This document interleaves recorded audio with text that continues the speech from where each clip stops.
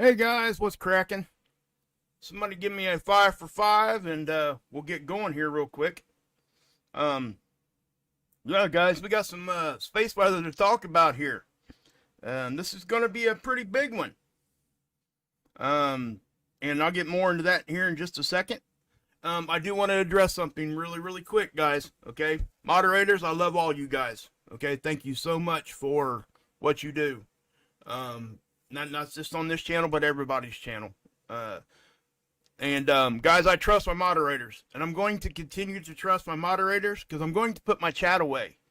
I'm going to hide my chat until I'm done giving you guys the news. Okay? I'm going to go through all the space weather. That's going to happen from here on out. I can't do this any other way, or I squirrel too much.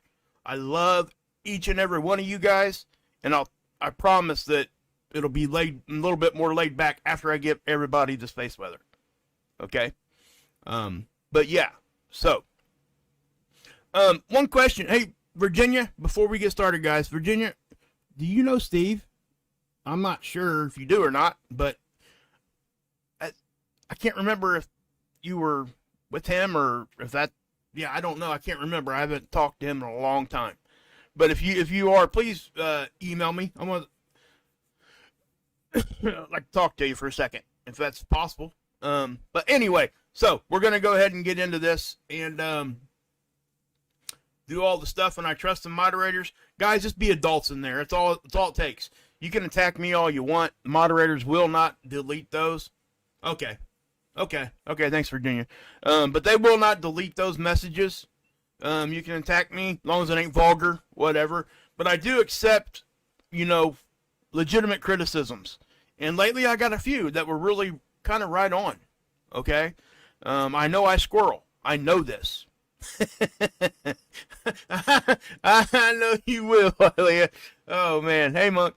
Anyway, so I'm going to go ahead and get into the space weather because yesterday I kept saying that and I didn't do it. So I'm stepping into that right this second.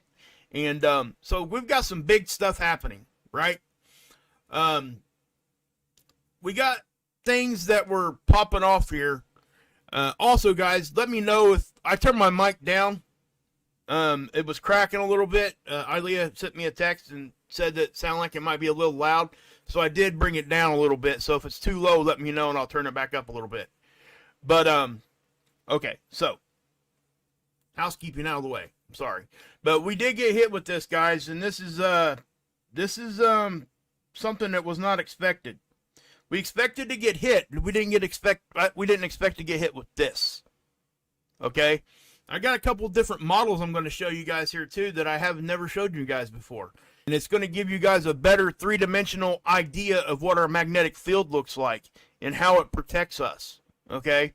So we'll get into that in just a second. I wish I'd stumbled across this before I filmed on Monday because I definitely would have put this into my presentation speaking over for the webinar that I was asked to speak at by Paul Bagley. That is tomorrow, by the way. The link to that webinar is in my description. Okay? It's down there in the description box. You guys want to check it out, please do. There's a whole lot of all-stars over there, I'm telling you. Big names. And I'm honored to even be to be asked to speak about anything, to be honest with you. It's just something that I never thought in my life that would ever happen. So I appreciate all of it. I'm honored that, Pastor Bagley asked me, and it's just, I don't even know what to say on that end of it. But please go check that out. I do talk about the sun. It's space weather stuff. So that's what we're talking about. All right. So G3 storm, guys. G3 storm. I mean, it is just, plasma leaking? Yes. You shouldn't avoid anything. There is no fear here, first off. Okay, no fear here. So what I'm getting ready to tell you guys, if it's grid down stuff, I'm going to come out here and tell you guys. I promise you. Okay? It'll be the first thing I say. I promise. So don't be no fear in anything that I'm speaking to you guys right now. If I think it's going to be grid down stuff, I will say that right at the beginning. So we're not doing fear. We don't do that. We're just aware here. Okay? That's what we do. You got to be skeptical, and you got to be real. You got to be able to accept what is the fact, no matter where it comes from. Whether it comes from mainstream science or whether it comes from not mainstream science. We got to be able to cipher through that, and that's what I try to do. And my role in all this is to give you guys the ability to look at these things that I'm showing you right now and to understand what you're looking at. Not to tell you what to think about it, but just show you guys the information. That's what I do here. And so I hope you guys appreciate that. And the G3, that's a geomagnetic storm, right? We talk about this often. Look at this. Okay, this could be the strongest one so far this sun cycle. And I'm going to go ahead and jump out on a limb here and say that it most certainly absolutely is. We haven't had anything like this. We've had G3 storms, but not long lasting like this. And I do think, if you guys remember if you guys see my stream yesterday, you will notice I talked about the snowplow effect, right? That's exactly what we're seeing here. And what I want you guys to understand, do you guys see this right here? The 4 on the KP. Remember, the KP is a number that they assign geomagnetic activity. It's just an index, right? So it reaches a certain level, like a thunderstorm warning system, and the tornado warnings, all that stuff, right? So we're at a 4 here, and we go from a 4 to a 7. Now, these are 3-hour averages. I'm not sure if it's an average. I need to look at that. I can't remember if that's an actual average or if it's the highest it reaches in that 3-hour time period. I think it's the highest it reaches in that 3-hour time period, if I'm correct. But I could be wrong on that, so don't quote me on that. But regardless, it's a G3 storm. And this one here, look, this is 7+. I've not seen that this sun cycle. That's telling me that that was bigger than a 7. Didn't quite get to 8, but it was bigger than a 7. If it gets to 8, we're talking G4 storms. That actually can give issues. And let me share something with you what happened to me today related to this. I went to go take a nap. And I laid down and I sleep with a fan, right? So the fan and the power just shuts off. Wakes me up immediately, right? And we were expecting thunderstorms here. But it wasn't raining or storming at all. Nowhere near me. So I'm like, what? Why did the power go out? Right? So I get up and I'm looking, and the first thing not the first thing, but kind of like down the road, probably 5 minutes later, I picked up my phone, turned on my 5G, and I was like, hey, I'll just check out the geomagnetic activity. I didn't have nothing else to do because I wasn't going to take a nap. I can't sleep without that fan. So I look down at it, and I see this first bar here. It says G3. And it happened right when my power went out. So I'm like, please tell me that the G3 ain't going to knock my power out or anything, right? And I started questioning myself because I just got through telling you guys yesterday that I think they need to redo these scales. Let me get the scales up here. These scales right here. What we can expect during each level of storming. Right? I think they need to redo these. Our magnetic field is actually weaker than what it was. Okay? That's a fact. That's just fact. You can go look at the data all you want, and nobody's going to tell you that it's not. Because it's there. It is. It's weakening. So what happens when we get weaker? Well, we're going to start experiencing some of these bigger issues at lower level geomagnetic storms. Like I said yesterday, we had SpaceX satellites falling out of the sky during the G1 a while back. The week later, during the same kind of storm conditions, we had a couple more from a different company fall out of the sky, right, as they were trying to launch them. And they had launched multiple times in these same conditions. So, they're not going to just come out and blame it on that because obvious reasons. But I do 100% think that if it wasn't the whole thing, it would have been, at least part of the issue. So it just is what it is, right?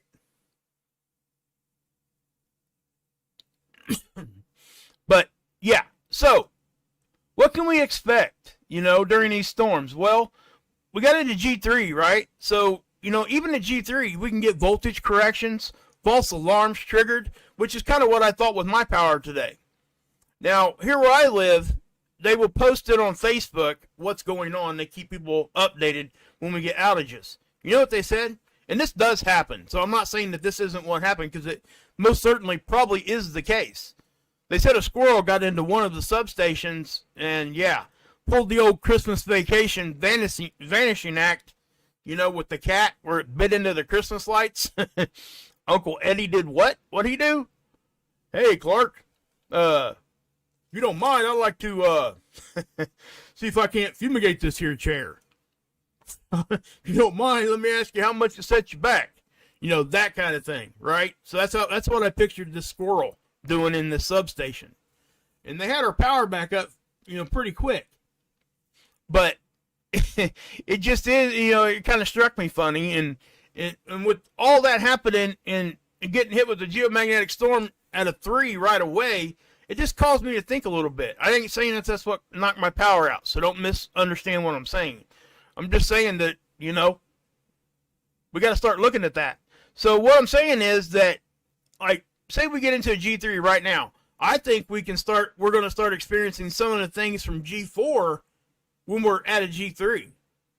That's what I'm trying to say. And so on and so forth. So it's not going to take as big of a geomagnetic storm to cause us issues. That's my point. Okay? So, sorry guys, my mouth is like dry. Okay, so. Yeah, I'm laughing too. So. Let me, what I want to do here is, I show you guys, let's see here, what is this one? Yep. This is the other index, right? This is the same KP, right? But this is called the HP because it gives us readings every 30 minutes. See this? And it lets us to analyze it a little bit more because we're able to see what's happening inside those 3-hour increments. See from 12 to 15 right there? Those 3 hours is being represented over here by just one bar. Okay? That's the difference in what I'm talking about here. So I like this a lot better, is what I'm trying to say. And I showed this one to you before. But you can definitely see how we poked over a 7 multiple times. 3 times, and we're still doing so as I speak. And it looks like, let me refresh this. Yeah, look at this. I mean, we're definitely, guys, that's higher than what it was. This is getting close to G4. I'm telling you guys, we're going to have to pay attention to this. This, you know, because we're still going to be getting hit. This isn't going to stop. So if we have this geomagnetism hanging around, and we do get more of a snowplow effect here, you know, we could start seeing some, the first thing I'm going to say is we're seeing pink and red aurora already. That means that this stuff's penetrating pretty far down into our atmosphere. It's charged particles. Yes, Cheryl, go ahead. Please do. It's charged particles interacting with nitrogen molecules, right? Particles. So what happens is that the charged particles get in here, and if they get down far enough, they'll interact with nitrogen. And when that happens, when the nitrogen's trying to get back to its stable state, that's when it gives off the light. It's in that process of going back, trying to go back to normal. Not when it gets smacked with the charged particle, when it's trying to go back to its stable state. Same thing happens with green aurora, which is the particles interacting with oxygen, okay? And that's higher up in the atmosphere. Obviously, we got oxygen here too. That's not what I'm saying. But that's why most auroras we see are green, because that's the colors that oxygen will put off as it's trying to go back to normal conditions. Okay. They also have, see guys, they got the HP here. As a matter of fact, I'm gonna put this in the live chat real quick. Copy, paste. All right. That's for this website. This is a German agency. Okay? So HP is 30. It's HP 30. So it's, you got every 30 minutes they're plotting a point. HP 60, obviously, it's every hour. And they got the KP down here too. Okay, so these are 3-hour increments. But notice how this line here stops right there at that 7, even though we were above it. Okay, that's the disadvantage of using this, because you don't get to see exactly how high up we got. So they are taking an average, it looks like. So that, you know, it makes sense to do that. I'm not saying it doesn't. I'm just saying that, you know, we get to see this. This is like a 7.5 right here. I mean, we definitely could get into 8. You hit 8, that's G4, guys. That's big time stuff. You know, we haven't seen nothing like that in years. And obviously we were in solar minimum. Now we're getting into solar maximum. So we're going to start seeing this stuff more often. But what I'm saying is it's not going to take a G4 or G5 to really give us big issues anymore. We can actually get decent issues from a smaller storm. Yeah, guys, if you could, go ahead and ask your questions. And moderators, if anybody could, just kind of try to remember them for me. And I'll answer them here in just a minute. Or if you guys know the answer, go ahead and answer it for them if you guys do. If you don't worry about it. I'll check on it in a minute. But if we keep it to space weather, I'm not straying. I'm not squirreling. I'm not going to be shouting nobody out. People have been all over me about that. So it's legit, though. I get it. I don't want to go to somebody else's channel just to hear them say somebody else's name the whole stream. I get it. So anyway, so that's this one. This is the HP. So let me go here. This is the same website, but check this out. This is so cool. I found this today, and I didn't even know it existed. Let me bring that full screen. What you guys are seeing here, this is the Earth's sun line. You see this? That's our, you know, that's straight to the sun. It's showing you the direction of what's going on here. And when I push play here, you're going to see the satellites start orbiting. This is more what our magnetic field, our magnetopause, looks like. Okay? You've heard people say it looks like a donut, right? Tamitha Skov actually reports it as she'll take a slinky and wrap it around a ball to demonstrate what it actually really does look like with magnetic field lines. That would mimic this, right? So that's what you're seeing here. So watch what happens here. These are radiation belts down here. Okay? Can I push play? Is it going to play? I don't know if it's going to play or not. Huh. Wonder why it's not playing. Let me take that back down a little bit here. Let's push play there. It's not wanting to load for some reason, guys. Let me refresh it, see what happens.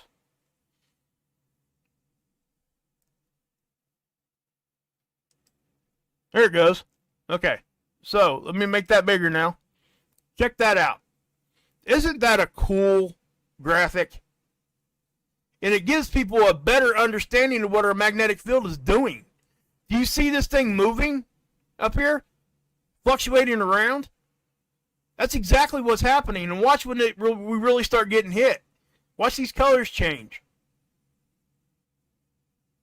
This is just impressive to me. I love this thing. I mean, it's a really cool one. I really do. And I'm going to have to learn exactly what they're trying to show us here, because this is only the second or third time I've seen this thing. But you can definitely see how when we started getting hit, what's happening. And I love the fact that they're showing you where the satellites are at. Yeah, I know. Right, Brian, for sure. For sure. Very interesting stuff. Yeah, I mean, it just really, it is so, it just gives you it lets you, this, even though this is two-dimensional, they've done 2 dimensions in such a way here that it really gives you a 3-dimensional feel. It really does. So let me play it again. And you can see as we start getting hit. Now, if you watch the graphs over here on the right, this is the real-time data it says. This is GOES 16 and GOES 18. These are the satellites, and this is how they're orbiting. Okay? And let me explain this too. This is, you see this right here, this GOES 16? When it's over here, sometimes the Earth gets in front of it in the sun. So this kind of gives you a better idea of what I was trying to explain the other day on that part of it. And SDO does the same thing, but it's orbiting different. But it still has their eclipse season and all that. But this just really is very, very cool. You can see our magnetic field just moving. You can see the lines even just kind of every once in a while. It looks like they might be breaking. I couldn't tell. Kind of looks like they are right there. You see that? See how that one broke? And then they reattach. You see that? That is so cool. They're showing the field lines breaking when they get hit. Look at that. That is so cool. So picture that line getting broke, and then the solar wind has the opposite polarity. What happens? It attaches itself to that line and gets sucked right into our system. So it really does give us a really good. I'm really so glad I found this. You know, wow. That's all I can say. I don't know what this one is. I haven't really looked. Forecast. Oh, this is the density. Okay. This is plasma density. Check this out. We took a big dense hit earlier. And that's what shot us straight up. Okay. And you can see this. You know, it's only an 8-second model. You see how that kind of hit right there? I'm assuming, yeah, the sun's off to the left. See how it's got the day side? And watch that it's not just straight on. It's actually coming from the bottom a little bit from the south. See that? Remember what I said. When we're negative in our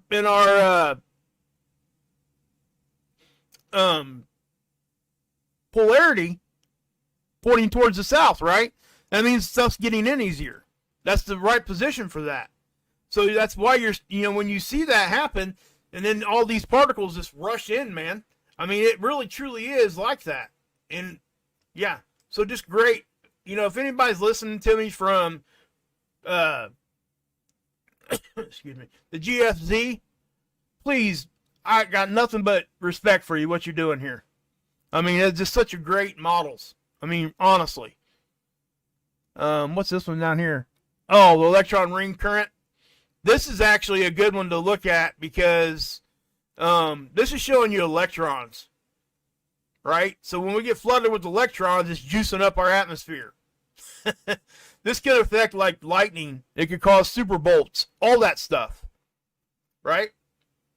But I just wanted to show you guys that one, and it gives us a better idea of what's actually going on, right? So let me go back to here for a second. So I'm still going to use this mainly because I don't think we need to get like detailed every time we talk. You know what I mean? But I do think that this is a more accurate way to present all this information. I really truly do. I hope they catch up. I really do. I hope NOAA catches up with this because they need to. They need to start putting some of this stuff out there like this. So just know, guys, we don't have to rely on just one thing, right? So here we go. This is Discover data. First thing I want you guys to see the BZ, that -6 I was telling you guys about, right? With let me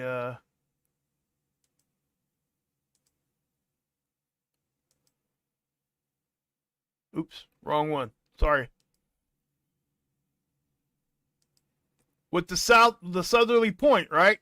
When our BZ is in the negative, it looks like that. See how it's pointed down? That's south. That means it's basically the orientation of our magnetic field, our magnetopause, right? So everything's shaking. Anyway, yeah. So, yeah. Oops, sorry. Sorry about that, guys. I just want to check on the chat real quick, make sure everybody's okay. Oh, yes, definitely ask questions, please. If you got questions, don't be afraid to ask them. So let's let me do this real quick. Okay, yeah. So I flopped the question up there, well, the comment there. So please, if you guys got questions, my mods will tell me when I'm ready to look at them, I hope. And we'll take a better look at questions a little bit later. But remember, the BZ, -6. It turns it purple here when it's -6 or bigger. Notice how our negative declination here is actually getting further and further. -16. That's pretty, yeah, it's pretty far that direction. And it stays there. It's staying consistent. And this is important because this is, if it stays like this is going to allow us to stay into all of these, this more dense, more, you know, let me say this first. See how the density kind of popped up right here? It went to like 65. 4 is normal. Okay. I don't know, right? Behind our sun, out there doing this and out there doing that, there's a lot more smarter people that have a better opinion on that than what I do. I'm just trying to, you know, I'm just going to give you guys the space weather and what the conditions are. But, you know, I encourage you guys to watch everybody. So please do. As far as being able to see something with what I'm showing you guys here, yeah. So, but yeah. So, let's see here. Now, you know, the phi angle here, that's the polarity of the solar wind itself. So, you know, when we are negative or positive or vice versa, again, that matters. Because if it is the right polarity, it'll jerk on us real hard. And it completes a circuit. Okay? And when it completes that circuit, it allows things to flow. You know? Let's see here.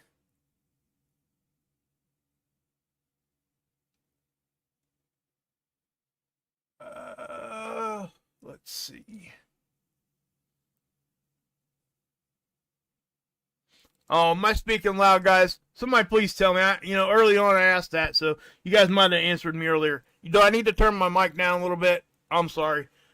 Remember, guys, I got this new mic, and it's a Yeti, and it really does have a lot of lot of kick if I want to give it to it. So, I could turn it down some more if it's too loud. Okay, Steve. Okay. All right. Yeah, I'll leave it there then. Because I do got it down. I got it turned down like halfway. So, yeah. I don't want anybody's ears getting blown out, but I apologize. There's not much more I can do with that. Okay. And I was speaking loud there for a second, too. I was actually pretty loud there. Okay, so. Thank you, Callsack. Thank you. All right. So if we keep moving here, I want to show you guys. Again, that's the BZ at -6 or bigger. We're there. Density was high. Now, when density goes high, what happens? You're adding more drag, okay? So what happens is it slows down the particles typically, okay? So the wind speed itself usually slows. I mean, that's just what it is. So, yeah, Brumfield, don't be giving me no roundhouses to the head or anything. So when the density goes high, the speed typically will drop. Okay, and that's for obvious reasons. The same thing. But yeah. Now, let's see here. Okay. See what I got going on here. Are you guys okay in there? Please tell me you are. I'm not going to go. I'm not even going to mess with it. You guys are handling it in there. It seems like I don't want to be like looking at it because I'll start squirreling real bad. So this is the Aurora forecast, guys. And so what you're seeing here on the left is the north. On the right would be the southern hemisphere. And this is significant stuff. This is really some pretty deep. Wham, like that. Woof. I mean, that's some intense stuff, guys. As this rotates on around, as we rotate more into the future here, you're going to see this sneak on down. Okay, this could get down to, you know, Northern California, Illinois, into Indiana, Ohio, all that. So, yeah. Okay. Now, and as I move forward here to the next step here, this right here is the geoelectric grid. And what this is geoelectric, not geomagnetic. Okay? But geomagnetism definitely and 100% affects this. This is the electric fields like at the surface of the earth. And so with that being said, that's what you're seeing here. Okay? So we push play here. And what this is attempting to do, this is attempting to bridge a gap. Now, you guys see that? I hadn't even seen that part of it yet. Look at that. Very seldom do we see the purple, guys. That is, that's some intense stuff. And notice that it's around higher populated areas. And the reason why on this particular model is because it's, there's more artificial electrical components. Wall switches, transformers, anything to do with electric that's not natural. That's what this is trying to show us. Its effect on that. And why are they trying to understand this better? Because it affects earthquakes. Energy in means energy out. And this is one of the main keys to bridging how the sun will affect earthquakes. This is a big thing here. That's why NOAA and USGS is kind of working together.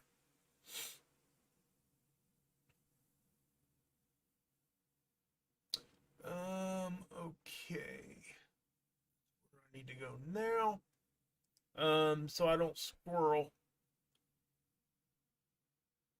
And again, guys, I'm only glancing at my chat once in a while, so if I'm missing things, I apologize. I'll have to check it out a little bit later, and you guys can hit me up in a minute. So I'm just about done giving you the actual information here. I'm not even going to show you guys seeds, because, guys, check this out. Let's go back here for a second. You see this, the solar X-ray flux? We haven't had hardly any flares the past couple days. We haven't really had any eruptions on the sun. So once this, 3-day, 4-day event is over, we're probably going to get a break.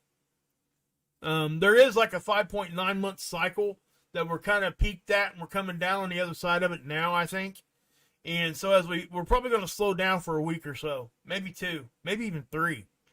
I can't, obviously nobody can guarantee that, but it's something we need to keep in mind. But see, look at these aurora. This is one of the main indicators to me that we're getting blasted with geomagnetism. Okay, when you see auroras just start popping off like that, look, this thing ain't even all the way over here, and look how far down it's reaching. I mean, we're down into northern Wisconsin. We're actually down past. We're in the southern parts of Michigan, not the Upper Peninsula, the main part of Michigan down here, already with aurora. So as this continues, this could blow aurora. I say blow. It's not really blowing. It moves, right? So, okay. Well, you got a question? Somebody got a question, you said? Let's see here. Hey, well said, Stephen. For sure. There is never no dumb questions, especially here. Okay? Okay, here's the question. And this isn't me watching the chat. This is me answering the space weather question. Have you heard that if the north and south auroras make contact, they will cause an electrical circuit? No. And let me explain why. That's not hey Tommy, what's up? That's not how this works, okay? The aurora aren't there unless you're getting hit with stuff from the sun already, okay? So what's happening is, like I said, it puts off these aurora colors when those molecules are trying to get back to their stable state, okay? So when you get hit with high charged particles, they come in easier at the poles. Now, if we see aurora at the equator, that means we just got blasted. That's Carrington level type of stuff. Okay? So what I'm saying is that it's really not a circuit. The Aurora isn't electric or anything like that. It's actually just molecules trying to get back to their stable state. And I hope I helped you understand that. Now I know that let me looking at this, it might have been a little confusing. Okay? But a lot of times you won't even see Aurora in the other hemisphere. So if we see it on the north, sometimes we don't even see it on the south. So just saying. So just so everybody understands, it's not an actual circuit that causes Aurora. It's just the reaction that those molecules are having with those charged particles as they flood in. And, you know, Aurora is not, it's not like a magnetic pole position, right? As they're moving, there's no set baseline. Aurora changes constantly. You know, there's no center point for it. And, you know, when we get big storms like this, let me show you guys something here that's really, really interesting. Okay, let me move this around to the other side. If you're standing, like right here, see where my cursor is? Northern part of Canada, right? Well, let's just move it like right here. You go outside, and say you're down here, this part of Canada, right? You're not like on the North Pole. You're right there. So if I move this, we rotate through, look what happens. You see this? So now, if I'm standing right here, I got to look south to see the Aurora. So that does happen often. It depends on where you're standing. Okay? So on the bigger geomagnetic storms, the people that live up here, like in Alaska and stuff, a lot of times when they go outside to see the Aurora during a big, big storm, they got to look south. But that's a great question, Menacing. It really was. It's a really legit thought. I'm not even just saying that. That's a good question. So, you know, as we move this around, just remember that. Now, again, if you start seeing Aurora at the equator, yeah, I mean, we may not even know that that's happening, because if we get hit with something like that, most likely we're going to have some power outages. So, anyway, I just wanted to hope that answered your question. I hope I did a good enough job explaining that. But just know, guys, we don't typically see these colors here. So, as we let this go on through, I mean, you see how intense that got, right? I've shown these to you before with these colors, but it's very few and far between. Okay? And let me say this too, guys. If there's ever is a grid down situation, I'm probably not going to have to tell you. You're probably already going to know. So just so you know. Oh, by the way, I did message Chris, Kiss Freak. He's the one that gave me the Aurora photography the other day. Last week, he took the one with the excavator and stuff in it. It was awesome stuff. I asked him, I said, dude, if you get a chance and you're out there working again, tonight would be the night to throw that camera up there and get you some pics. Because I'm telling you, this is going to last a while too. Just so everybody understands that. Okay, what do I got here? Now, I do want to show you the magnetopause, because check this out. Everybody understands pressure, right? Magnetic pressure. Check that out.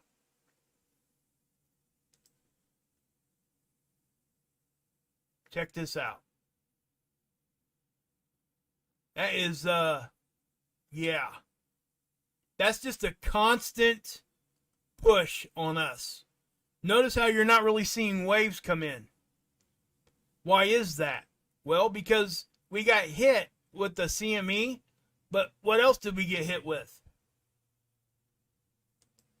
We got hit with the solar wind from this coronal hole. Solar wind that comes from coronal holes typically is more consistent. Okay? So just understand that. That'll be something that's a more consistent factor. Now, all this is getting wrapped up into one event. We got eruptions happening. Let me take you back to the 20th when this all started. Well, scratch that. I want to take you back here to the 13th when we had the big one, right? So I'm going to pause it. That is the one that went off the backside. Okay? It was moving at 3,000 kilometers per second, which is 6.71 million miles per hour, which means that if it was coming at us, the second it left the sun, that means it would be here in 13 hours. So do you guys understand now that there's no way that I would be able to give you guys any kind of substantial warning when it comes to grid down stuff like that? Okay? But I want to show you this because 7 days later, or 8, something like that, here on the 20th, the same area of the sun that blew that big one did this. Watch. Here it comes. It already did one, but there's the second one. Okay, so let me back that up. Okay, this is in no way, shape, or form as big as the one that went off the back. Okay, but it did come from the same area of the sun, and this is what we were watching for. So that's the second eruption. Now, there's the first one. Now, I know you guys are saying, where's the eruption? Can you guys see that faint halo right there? That means the bulk of the eruption was probably going whatever direction, but it was wide enough that it shot it out around to where it can actually get to us, right? So that's one eruption, and this is what's happening. You got this eruption right here, that first one, okay? So follow me here. You got this eruption happening. Okay, let me back that up some. So we got eruption number 1 right here. Then we got coronal hole happening that we attached to shortly thereafter. Okay, so now we got a CME and we got space. We got a solar wind coming, right? And then what happens? We get the second CME, which if you guys, I'm going to play this and I'm going to slow it down just a little bit. And I want you guys to notice how much faster the second one is moving than the first one. Okay, I'll tell you when it resets. It's resetting about right now. So that's about the time the first one. See how slow that's moving? Now watch when the second one fires off. I'm not going to change the speed. This is what this is doing. And it didn't miss frames either. See how fast that was compared to the first one? But it was not as fast as the one going off the backside. Why am I showing you the second one moving faster? Well, because it's going to catch up with the first one. That simple. That's why. Okay? So what happens is, because you got this first one blowing off and the coronal hole stream, you got a second one moving faster behind it, and what it does is, because the particles in front of it are moving slower, it acts as like a wall. Okay, so you got the bigger CME pushing particles behind it, and it causes a snowplow effect. Okay? It starts rolling up and getting more dense, more dense, more dense. And what happens when that happens? You get a density reading of 60 something, if not higher. So what causes the massive hole around I just caught that, around the Aurora? That's another good question. Let me answer that for you. Actually, I'm going to use this new model and answer it for you. Okay, you see I showed you guys this is what our magnetic field looks like, right? So where are all the lines heading? Do you guys see them? All the lines are connected at the poles, right? Because essentially it's like a bar magnet, positive, negative, all the way through the center of our planet. Positive, negative, or negative, positive, whatever it is. Okay? So because the solar wind and CMEs, they have a charge, negative and positive. So they're attracted to the opposite. So they go in one side or the other, right? And that's what I'm trying to say. So they come in here. But it's not just a single point in the middle. It really is. It's a little bit wider of a thing here. Okay? It's not just one entry point. So things are moving like this. And let me play, we'll just play the video here a little bit.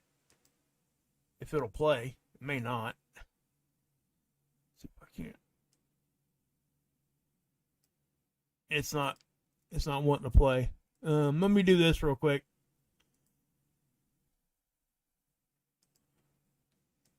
This worked last time, but let me refresh it. Let's see what it does. As that's loading, are you guys okay in there?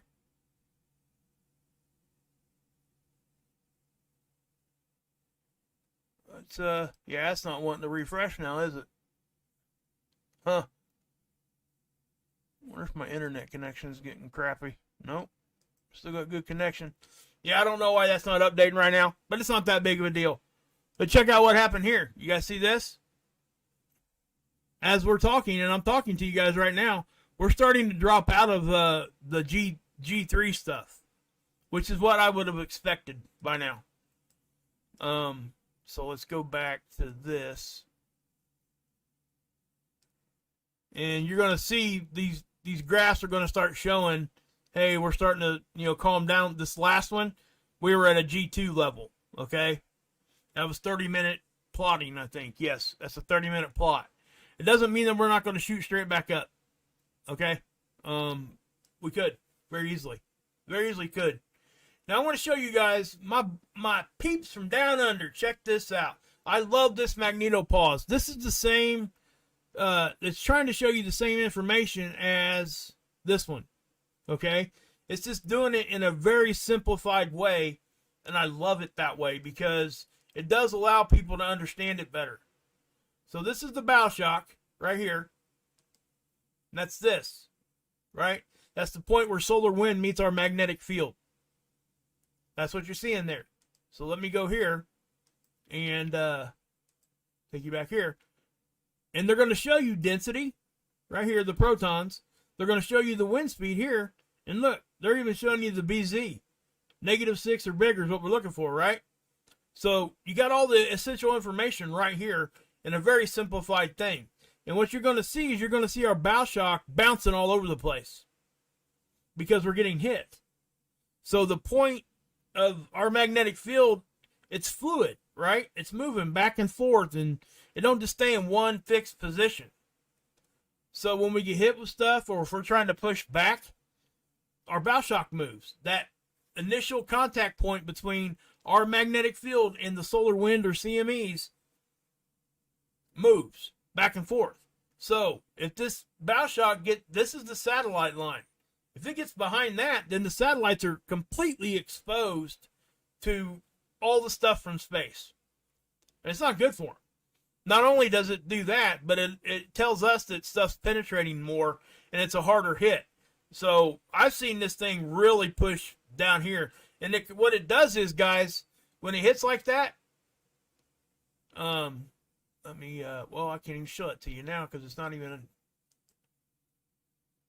there it goes. Okay. Oh, there it goes. Cool. What it does is these lines here, they get compressed. They get pushed back against our planet.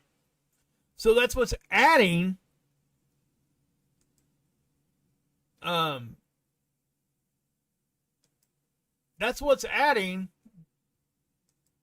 pressure. This. Okay, so when you can even kind of see it here. You see it kind of like the waves behind here? Everything's getting compressed, and it's making things tighter, more dense, and a lot of energy in one spot. Okay? So when one side or the other wins, and I know it's not a win or lose or anything like that, but eventually something gives, right? And you'll see the bow shock shoot out to the left, or to actually compress more. They call it compression and then rapid expansion. Because oftentimes that's what you see. We'll get hit, it'll compress us, we push back, and just like when your uncle would hold your head as a kid and keep you from punching him in the gut while you were wrestling with him, and he kind of steps to the side and lets his arm go, what happens? You lunge forward and fall to the ground, right? Well, that's exactly what our magnetic field is doing. It's pushing against that. And so the sun is our uncle, and moves his arm, and what happens? Our magnetic field just rushes out, right? Now, it'll settle back into its original place again, or it gets hit again. But when that thing is bouncing back and forth, that is the time that we're most susceptible to all this stuff, because we're not stable. Things are moving. So it opens up cracks. It does all the above, right? And so that I hope that explains that, because I want you guys to really understand I haven't really talked about that in a while. The compression and rapid expansion. BP Earthwatts actually talks about that quite a bit. And he's 100% right. I mean, you get the compression and then rapid expansion. So, yeah. So let me go ahead and push play here. We'll take it back to the 23rd. And you'll see this thing. It's going to move around, guys. Watch what happens when we start getting hit. See it starting to bend? See the density rising? Look what's happening here. See how close it's getting to the satellite line? Okay? And we're, again, this is the 23rd. So, let's see what we got for the 24th so far. Probably not much. Okay, now, this was not dramatic looking at this one this time. You want to know why?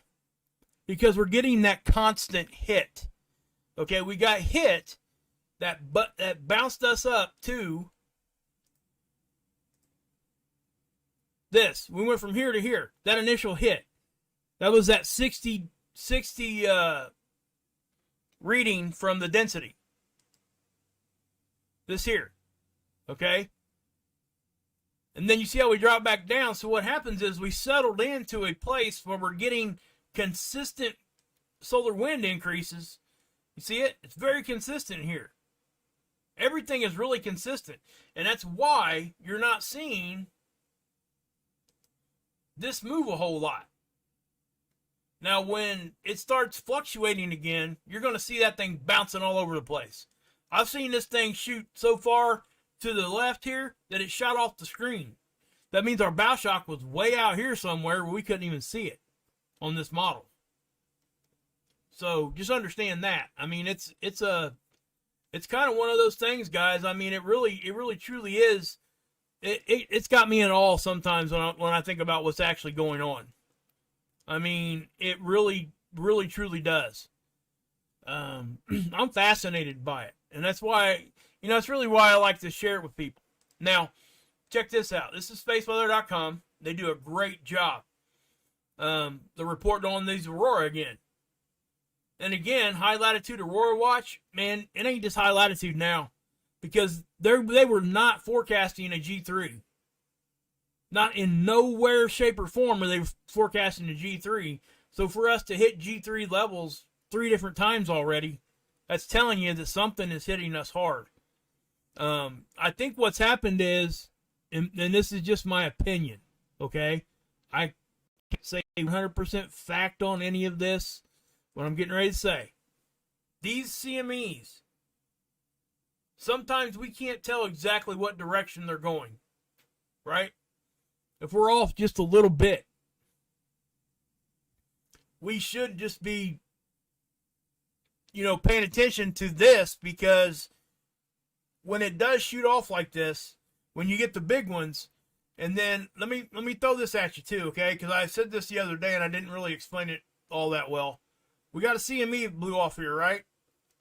Well, when you've got a coronal hole at the same time, and we connect to that, if we go over here, let me take you guys to a model real quick, and then this is just for explanation purposes. Okay, this is NASA's Enlil spiral.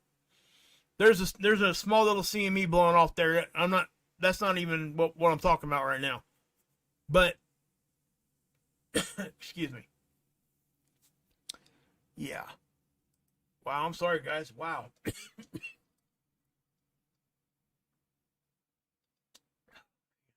Wow. So when we start seeing these Aurora, but we get the CMEs caused it, and we're talking about the direction of it hitting us. that coronal hole is blowing wind in a certain direction. I'm using blowing again as just a term. It's not blowing like wind blows, right? I've explained that before. It's moving. It's particles moving on a magnetic connection line. But when you start getting 3 or 4 different things happening at once, it's just like a weather pattern on our planet, right? You see hurricanes coming from a certain direction, and they have steering currents, right? So when you add a coronal hole to space weather, to a CME that's getting in between here, it can actually pull it away from us or actually drag it into us. So it makes it harder to forecast. I said all that just to say that. But I think I needed to say it that way so you guys can understand it. And it, it could be good or bad. I can't say one way or the other. It just is what it is. But with that being said, yeah. So, what are we expecting to come from this? At this point, well, let me show you this real quick too. You see all these sunspots? This is that area that blew off the big one off the backside, guys. It is decaying. It's starting to not be as impressive. But there's other stuff going on here too. So we just got to watch. I mean, again, the sun can do what it wants, when it wants, and how it wants to do it. We can't stop it one way or the other. And what do I always say? Don't worry about things you can't control. You can't go out there and stop a CME or anything like that. You can't worry about it. You have to be aware and watch and make adjustments to your own life accordingly. And people ask me all the time, what do I need to do for prepping, right? First off, go check out Rip Curl Readiness. Love that man. He's one of my good friends. Ripper is an awesome dude. Go check him out. Prepping. He does rip curl at the range where he's using bang bangs. Okay. But great advice. He did a garden last year and this year. Last year he showed everybody how he was doing it and growing his own food and stuff, and just really good stuff. But yeah. Yeah, that's a good one there. Can't plug a volcano 100%. So what I'm saying is, when they ask me that, I say this, and you don't have to live by my mantras at all. This is just what I go by. You prep up enough to where you're comfortable. Not where I'm comfortable with where you're at or with what anybody else is doing. You prep to where you're comfortable, and then what I say is go one step further. That's how I do it. Right? And always get prepping stuff that you would use whether or not anything humongously bad happens or not. Okay? And thank you to all the mods in here from Marfugal. Guys, I mean, it's a family. It really, truly is. And again, guys, go check out Tommy over at the Lifeboat, please. By the way, space weather is pretty much, the report itself is actually pretty much done. You guys got any questions? Fire them at me now, okay? Yeah, exactly, right, Tommy? I mean, oh, by the way, man, Tommy's going to be doing an interview on a radio station talking about a great subject. Go check him out over there. Harm reduction and, decriminalizations of certain specific substances that we all take or used to take, those kinds of things. So please go over and check it out. He's a great public speaker, and he's going to kill it on that show. I promise you. And when we find out what radio station, maybe we'll be able to get a recording of it, and we'll see if we can't listen to it. But please, guys, go check him out. If you guys know anybody struggling with addiction, or you yourself are struggling, or if you just want to learn, it's a family over there, and there's no judgment. It's the same thing as here. And I promise you, Tommy says he's going to do that. He's going to kill it. Promise. They called him, asking him, wanting to come back on and speak. So that should tell you that this is a in-your-face subject that people need to be talking about to save our kids. A lot of our kids. I hate to bring those kinds of vibes here at the end of my show, but that's just the truth. So please get over there and check it out. Now, Marfugal, Guys, go check him out. He's probably going to go live here in just a few minutes. He didn't go live last night. He had to work. You know, there's a misconception about YouTubers. That is that YouTubers, all they do is YouTube. Nope. Most YouTubers have day jobs. Okay? Just so you know. That's just what it is. And everybody needs to be understanding of that. Because everybody has kids, everybody does this, and everybody does that, and they're still on here doing what they do. So just know. That's right. That's right. Martha's awesome. Adam, Dex, all the mods over there. I mean, you guys don't get the benefit of being able to talk to the mods like I do because I'm a mod over there. Yeah, no kidding, man. They're just such special people. They really are. And I can't, and the same thing over on the lifeboat. And I know that a lot of us are sharing mods. And that speaks a lot to our channels. It really does. So you're going to get the same kind of environment no matter what direction you're going in our little realm of the world, right? But I also want to mention too, guys, the webinar does, I think it starts at 6 o'clock tomorrow.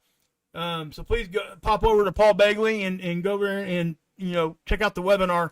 I'm one of the speakers, and I was really excited to do it. Felt very honored. And let me tell you this too. That was one of the most professional things that I'd ever been involved with. It was seamless. Israel had it down, man. That's the guy that's helping him produce it and everything. It really was put together really, really well. And both of them made me feel really comfortable. And, I kind of fought anxiety and stuff, but it is what it is, So, give me a second, guys.